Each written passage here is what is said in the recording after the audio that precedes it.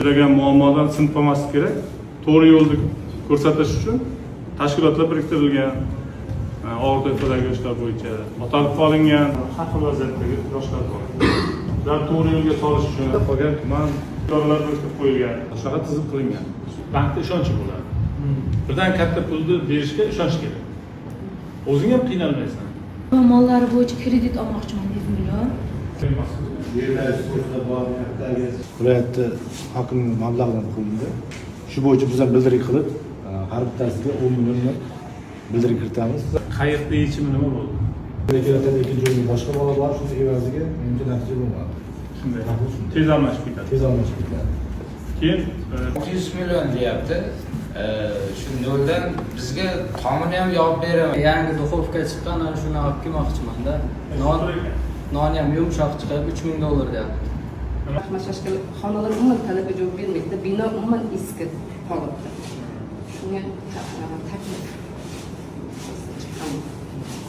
Yoshlar haqida she'r aytib beraman. Jadidlar davriga nazar tashlaylik. Ularga otilgan tuhmat toshlari, axir biz ularning avlodlarimiz. Birlashaylik bugun o'zbek yoshlari. Qatag'on davri edi o'sha paytlari. Haqiqat yo'lida mag'rur boshlari, biz yashayapmiz jannat makonda. Birlashaylik bugun o'zbek yoshlari. Yomon yo'lda bo'lsang bu yo'ldan qayt. Kitob o'qing yoshlar, qayta bayt. Bizdek yoshlarga imkoniyat yaratilgan payt. Birlashaylik bugun o'zbek yoshlari. Hayotimiz chiroyli, go'zal onimiz. Tomirimizda jo'shib oqar qonimiz. Biz shu vatanning qochsiz boshlari. Birlashaylik bugun o'zbek yoshlari. Do'stlarim, ko'zimda she'rlarim ancha yodlab qoldi. Shu bitta kitob chiqarganman. Shundan keyin Muhammad Yusuf she'rlarining ijrochisi tadbirida birinchi o'rinni qo'lga kiritdim.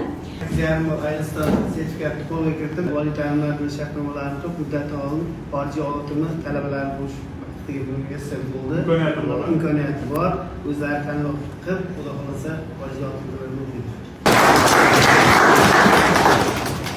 muvaffaqiyat. Sizga masala yo'qmi?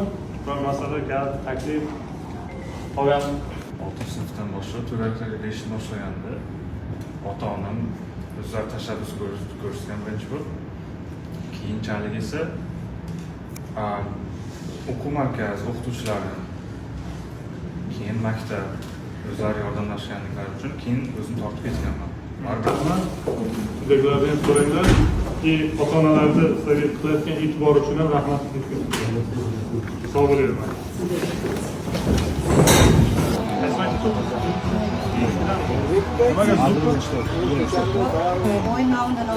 Ventilyator nima uchun? Odamlarga shavada sovuq. Oy, katta bolalar bilan ishlaymiz, kasb qilamiz, o'raymiz. Texnik jihozlar berilgan. O'shanda qo'yamiz maktabimizda ta'lim o'quvchilar bor edi. Darsimiz ikki